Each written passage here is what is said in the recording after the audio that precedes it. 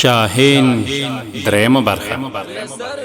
د شاهین د خپرونې مینوالو په دې هیله چې جوړ او روغ به یاست. الله رب العزت مو خوشحاله لره. دا دی زه محسن احسان مې یو ځل بیا کوربه یم په دې هیله چې په ناول اورېدلو را سره خسته نه سئ.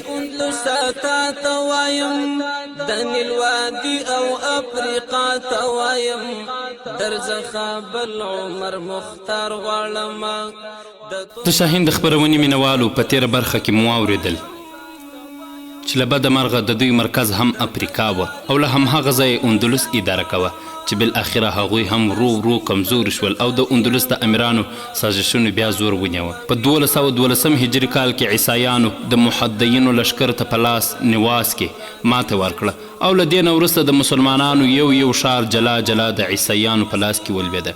له 1238 هجري نه د 1265 پورې مسلمانان یو له بل سره لاس او ګریوانو. په دې وخت کې د قسطلې عیسوي باچا پریدان د سالس او ارغوان د پاچاهانو سره متحد شو او قرطبه، بسلیه، اشبیلیه او مرسیلیه ونیول. مسلمانانو ته د عیسیانو په لاس کې د قرطبې او اشبیلیه سقوط د مغولو په لاس د بخارا او بغداد له سقوط نه کم نه و. په اندلس کې اوس یوازې د غرناطې حکومت د مسلمانانو وروستی پناهګاه وه. دغه ریاست د اسرندیانو له غرونو نه د ساحلي ښار المیریې او د جبل طارق پورې غځغېدلی و.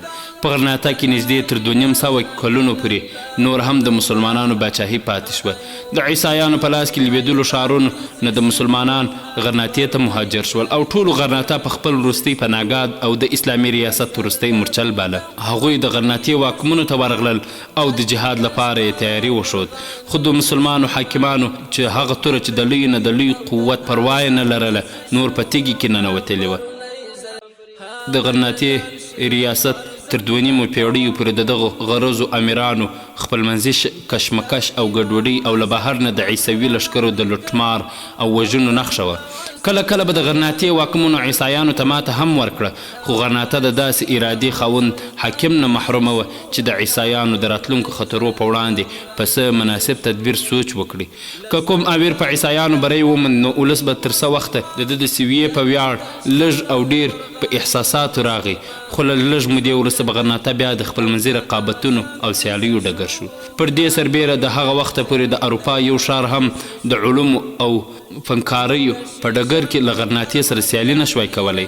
د دوی معماران په ټوله نړۍ مشهور. په پوهنتون کې د لرې هیوادونو زده کوونکي علم حاصله وه.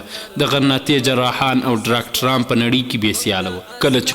کله چې کوم قوم د ازادۍ، عزت او خلاصون لاره غوره کړي نو علم دوی ته د مشال او ډیوې په حیث شي او کله چې دوی له دې لارې نه واوړي بیا همدغه علم د یوه نشي راوړونکي دوا په څیر شي او دوی د خپلو بدو اعمالو او لټیو په وجه د ضمیر له ملامتۍ نه ژغوري. د 9 هجري او 15 عیسوي پیړۍ په 2مه نیمایي کې د غرناطې اسلامي ریاست د لوېدو آثار ډیر ګړندي راڅرګند شول.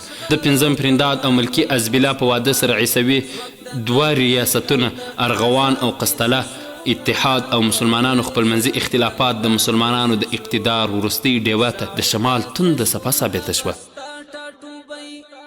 د شاهین د خپرونې مینوالو بدر بن مغیره د قسطلې امیرانو او عامو د سرحدي عقاب په نامه یادوه. د قسطلې د پوځونو پر خلاف د هغه د سترو بریاو په وجه په غرناطه کې هم په دې نامه مشهور شو. دغه 80 میله اوږد او 40 میله سرو ځنګل له یوې مودې را په دې خوا د هغو آزادو سرښندویانو مرکز و چې له غرناطې سره بېطرفه او د سرحدي عیسوي واکمنو سره په ټکر کې و. له بدر نه وړاندې د دې سیمې امیر د بدر پلار مغیره و. هغه د عیسویانو زیاتې سیمې په خپله ولکه کې راوستې. د غرناطې حکامو غوښتل له هغه نه باج واخلي.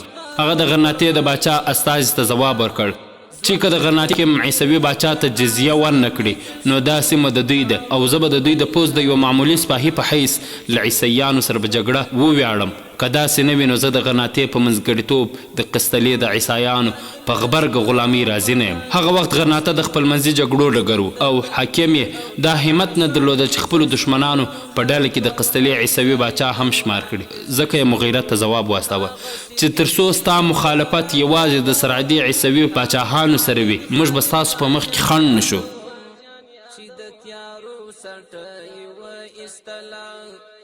د قسطلې باج ورکوونکي عیسوي حاکمانو هم د خپل منځي رقابت له امله د مغیره پر خلاف کوم متحد محاذ جوړ نه کړی شو او مغیره ته د تیاري موقع په لاس ورغلې وه. عیسوي حاکمانو تر واک لاندې مسلمانانو مغیره ته د ملاتړ پیغام استوه او ورسره یوځای کېدل، خو هغه لا 6,000 مجاهدین راټول کړي وو چې د اندلس په نصراني برخه کې یو لوی بدلون او انقلاب راغلی. د 5 پرندان او ازبیلا په واده شمال د ارغوان او قسطلې 2 ځواکمن عیسوي ریاستونه یو شول او دغه یووالي مسلمانانو ته ستر ګواښ شو. د پرندان په وړاندې د وړوکو عیسوي امارتونو حیثیت د وړوکو سردارانو په څیر شو. پریدان هم د غرناطې د باج ګزار حکمت نه د مغیره وړوکي امارت زیات خطرناک باله. هغه دا هم احساس کړه چې د دوی سیمې د نیولو لپاره دوی ته د ډیرو لشکرو قرباني پکار ده.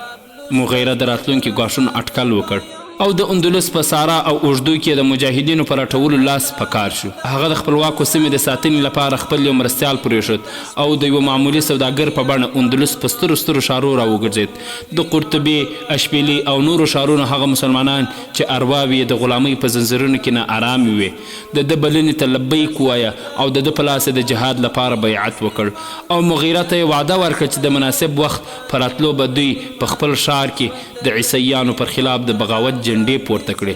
خو مغیره دا هم احساس کړه چې په نصراني اندلس کې د یوې اوږدې مودې لپاره د عیسایانو تر غلامۍ لاندې مسلمانان کې ډیر لږ داسې کسان دي چې مرګ او ژوند یې د اسلام لپاره وي. د پلار لیکله دین نه د مسلمانانو د اړولو لپاره چې عیسایانو کومې لارې او دسیسې په کار اچولې وې هغه ډیرې بریالۍ وې. اوس د پرندان د حکومت په ساحه کې د مسلمانانو د مرتد کولو په لارو چارو ډیر پتون عمل روانو. د مسلمانانو په مدرسو کې عربي ژبې درس منع شوی و او د عربي جامې اغوستل منع و. مسلمانان پر دې مجبورېدل چې خپل بچان عیسوي ښوونځیو ته واستوي. هغو خلکو ته لږ امتیازات هم ورکول کېدل چې عیسوي دین به یې ومانه، خو څوک چې مسلمان پاتې کېدل دا امر ورته شوی و چې یو ځانګړی نشان ټینګ کړي. په بازارونو کې به له هغو سره سپک چلن کېده. په داسې حالات کمزورې ډلګۍ پیدا شوه چې ظاهرا عیسویان شوي وو خو پټ به یې په کورونو کې لمنځونه کول. د اندلس پاتې مسلمانانو لپاره تر ټولو خطرناک یو ولسي تحریک و. د منافقینو یوه ټولګۍ د اندلسي او غیر اندلسي ترمنځ جګړه پیل کړه. دې خلکو هسپانوي نژاد مسلمانان د عربي نژادو مسلمانانو پر خلاف سره یو کول او عیسوي حکومت د دوی دغه غورځنګ د خپلو ګټو موافق لیده او ملاتړ یې کاوه. دې خلکو د عربي مسلمانانو پر خلاف په جماعتونو او د ښار په ګڼه ګوڼه ځایونو کې برملا پروپاګند کوه. د دې وضع له امله د اندلس زیاتره عرب او برابر نژاده مسلمانان یا افریقې ته ولاړل او یا په غرناطه کې پناه واخیستل. مغیره چې د دې ښارونو له دورې نه راستون شو ډیر امیدونه وو. په 10 ښارونو کې نږدې 4,000 مسلمانان د هغه په لاس د جهاد بیعت کړی وو. خو هغه بیا هم مایوس نه و او دا ژمنه یې وکړه چې د اندلس هر ښار ته به د جهاد پیغام ورسوي. هغه دا هم احساسوله چې تر څو د غرناطې کوم حکمران د عیسویانو پر خلاف د بغاوت جنډې اوچتې نه کړي په اندلس کې د اسلام د عظمت خوبونه بیا لیدل ممکن نه دي. د هغه د ژوند تر ټولو ستر ارمان همدغه و چې د غرناطې کوم واکمن د عیسیانو پر خلاف د جهاد اعلان وکړي او دی د سرشندویانو په پوځ کې شامل شي. خو د غرناطې تخت د خودغرضو د سیالۍ ډګر و. مغیره بیا هم همت ونه بایله. هغه به هر کال په بدله جامه کې اندلس پر ښارونو راګرځېده او خلک به یې جهاد ته چمته کول او چې کله به بیرته راستون شو هم زیات وخت یې د اندلس د پټو ډلو په نامه د لیکونو په لیکلو تېرېده. یوه ورځ مغیره د ځنګل د یوې پخوانۍ کلا په یو کوټه کې ناست و. یو سپاهي راغی، خبر یې راوړ چې څو سپاهیان یو ناپېژند سړی په سرحد کې نیولی دی او راوستی دی. هغه وایي چې له تلتیې نه مې یو ضروري پیغام راوړی. مغیره تر اوسه پورې تلتیې ته د جهاد د دعوت لپاره نه و تللی. د ده په حکم یې ناپېژندو وی راوستی. د بدر عمر هغه وخت 14 کاله و او د پلار تر څنګ یې ناست و. ناپېژندوي کوټې ته ورننوت. یوه او بلې خوا یې وکتل. ویل زه له تا سره یوازې څو خبرې کوم. مغیره سپاهیان بهر ته باسول. ویل هو وایه که نه. ناپېژندوي په سوالي انداز بدر ته وکتل. مغیره ورته ویل د ده په باب اندېښنه مه کوه، دا زما زوی دی. اجنبي له جیبه یو لیک راویست او مغیره ته یې ورکړ. ویل دا ولوله. د اوږد لیک په لوستلو سره مغیره په چرتونو کې ډوب شو. د هغه غوږونو کې د لیک وروستۍ الفاظ غړنګېدل. په تلې تله کې 10,000 سرښندویان ستا په انتظار دي. زه حیران یم چې تا تر اوسه دغه ښار ولې له پامه غورځولی دی. له تلې تلې مسلمانان د اندلس له نورو مسلمانانو نه زیات مظلوم دي. او په دوی کې په زرګونو داسې دي چې د ظلم تر بار لاندې په سلګو له مرګ قبلولو نه دا غوره کوي چې ستا در بیرغ لاندې په مقابله کې ووژل شي. مغیره استازي ته په زر وکتل، ویل ورځه ورته واځه درځم، ډېر ژر خامخا درځم. وروسته مغیره څو تنه سپاهیان راوغوښتل او ورته یې وویل دغه استازي سلامت له سرحد نه واړوي. د شاهین د خپرونې مینوالو، د شپې په درېیمه برخه کې مغیره اوچت سو او د یوه راهب جامې یې واغوستې. یو سپاهي ورغی، ورته وویل آس دې تیار دی. مغیره ځواب ورکړ زه هم درځم. سپاهي بیرته ووت. مغیره د خپل ځای سر ته ودرېد او د هغه په معصومه صحرا یې سترګې شخې کړې. بالاخره وټیټ شو، په تندي یې ښکل کړ. بدر ناڅاپه اسویلي وکړ او په یوه وړوکې چغې یې سترګې وغړولې. ویل زه چیرته یم؟ په غږ کې یې ډېره ویره وه. ویل پلارجانه، او مغیره ته یې غېږ ورکړه. پلارجانه زه دې یوازې نه پرېږدم، زه هم در سره ځم. مغیره ورته وویل زویه څه خبره ده؟ او بدر یې سینې ته ور جغت کړ. بدر وویل پلاره ما ډېر بد خوب ولیدی، ډېر لیوانو په ما او تا پسې راودانګل، ته وروسته پاتې شوې او راګیر یې کړې. زه ستا د مرستې لپاره در وګرځېدم، خو تا راته وویل بدره ته وتښته. پلارجانه که ته ځې زه هم در سره ځم. مغیره وویل مغیره په غمجنه لهجه ورته وویل نه بچیه.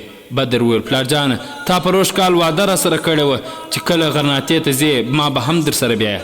مغیره زه خو اوس غرناطې ته نه ځم، زه تلیتیلې ته ځم او که تا له ځانه سره بوځم هلته به ډېرو خطرو سره مخ شو.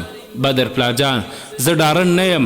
مغیره زویه که د جګړې ډګر ته تلای ما به ته نه وای ایثار کړی او له ځان سره به م بیولی وی، خو تلتلې ته زما یوازې تګ مناسب دی. بدر خو زما باور دی چې ته هلته یوازې نه ځې. مغیره څنګه؟ بدر زما خوب پلارجانه ته په خپله وایې چې زما خوب دروغ نه دی.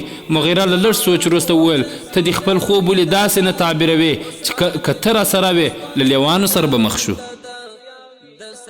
بدر له لږ سوچ وروسته وویل پلارجانه ته به بیرته څه وخت راشې؟ مغیره ځواب ورکړ زه به د بلې میاشتې د سپوږمۍ راختلو نه وړاندې بیرته راشم، خو که په څه سبب زه ناوخته شوم ته به منډې نه راوهې. زما په غیاب کې به د خپلې ذموارۍ په پوره کولو کې سستي نه کوې، او که ته په ما پسې راغلې نو دا به زما د حکم نه د سرغړوي په معنا وي. د شاهین د خپرونې مینوالو، یوه میاشت تېره شوه خو مغیره بیرته رانغی. په داسې سفرونو کې کله د هفتو پروګرام په میاشتو بدل شي. ځکه خو د ده ملګرو څه اندېښنه نه کوله، خو بدر ورځ په ورځ اندېښمن کېده.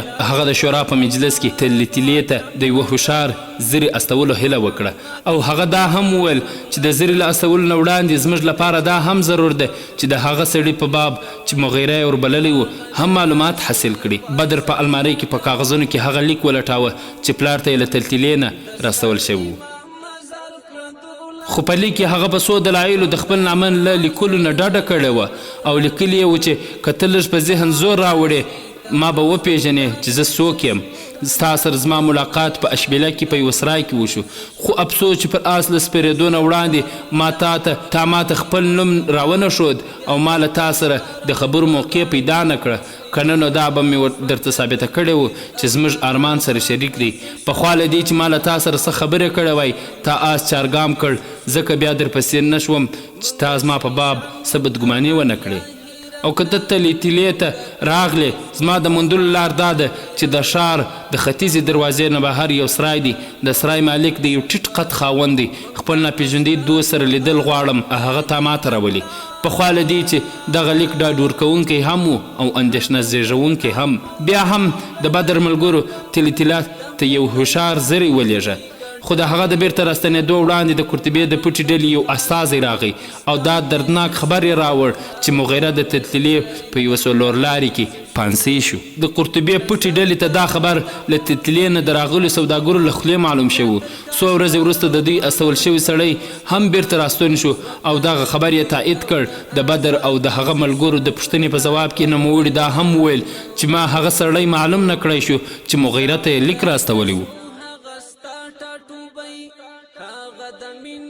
جاسوس وویل چې ما د شپې لخوا د سرای د مالک په سینه خنجر ورکښېښود او په رښتیا ویلي مې مجبور کړ. هغه وویل چې د ښار د کوټوال لخوا زه په دې مامور شوی وم. د زیري له خبرو نه د بدر او د ده ملګرو ته معلومه شوه چې دغه غدار همهغه کوټوال او یا والي د لاس آله دی او د سرای مالک یې د ځنګل د زوی د راګیر کولو لپاره دانې په حیث استعمال کړی و. ورو ورو د مغیره د وژلو خبر په اندلس کې مشهور شو. په لورو لیرو ښارونو کې پټو ډلو چې دغه خبر واورېد مایوس او ناامیده شول. د غناطي اولس هم داسې احساسوله چې د دوی یو مضبوط مټ مات شوی دی. خو په ځنګل کې پرتو مجاهدینو د مغیره زلمي زوی په استعداد او صلاحیت پوره باور درلود او هغه په څو ورځو کې په خپل استعداد او صلاحیت د اعتماد اهلیت وښود. یوه ورځ د سرحدي سوي والي ناڅاپه پر دوی حمله وکړه. بدر په شا ولاړل او هغوی په غرنیو لارې کې داسې ګړنګو ته برابر کړل چې د دوی نیمایي زیات سپاهیان تلفات ورکړل او د ځنګل په لوري په شا وتښتېدل. په ځنګل کې د بدر غشي ویشتونکو تر غره زیات خطرناک ثابت شول. نصریانیانو احساس کړه چې د دوی له اور نه لرې شول، خو د اور خوڅوونکي غره په خوله ودرېدل. د ګنګوڼو په منځ کې پټ غشي ویشتونکي دوی ته د مرګ پیغام شوه او بالاخره له 6,000 تنه پوځ نه یوازې 1,500 تنه پر شا وتښتېدل. د عیسوي لښکرو سالار د غشو په باران کې د خپل ماتې لښکر سره د تیښتې لاره اختیار وغوښتل چې له یوې ونې نه د بدر کوم سپاهي پرې ور ټوپ کړل او په دواړو د آس له شانه لاندې ورغړېدل. عیسویانو چې خپل سالار په ځمکه لوېدلی ولید بیا یې شاته ونه کتل او ورخطا شول. په هره خوا د تیښتې هڅه وکړه او کله چې دوی خپل سرحد ته راورسېدل هلته د یوې بلې تباهۍ سره مخ شول. د بدر سپرو د دوی لار نیولې وه. دوی شاته د غشو باران و مخې ته د برېښېدونکو نیزو دیوال و. یوازې ګیل لورې سرزوړې لار وه چې ظاهرا خلاصه وه. څوک چې د غشو له باران نه خلاص ول په همدې لاره یې آسونه ور برابر کړل. خو نږدې نیم میل وړاندې د دوی مخې ته یو ژور کړنګ راغی. له څلورو خواونو چې مایوس شول له هغو نه نږدې 200 تنه له آسونو پلي شول او په ګړنګو پلي ورکښته شول. نور یې خپلې وسلې وغورځولې.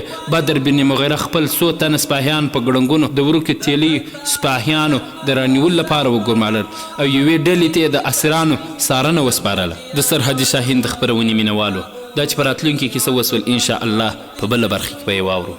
تر بیا د الله په امان.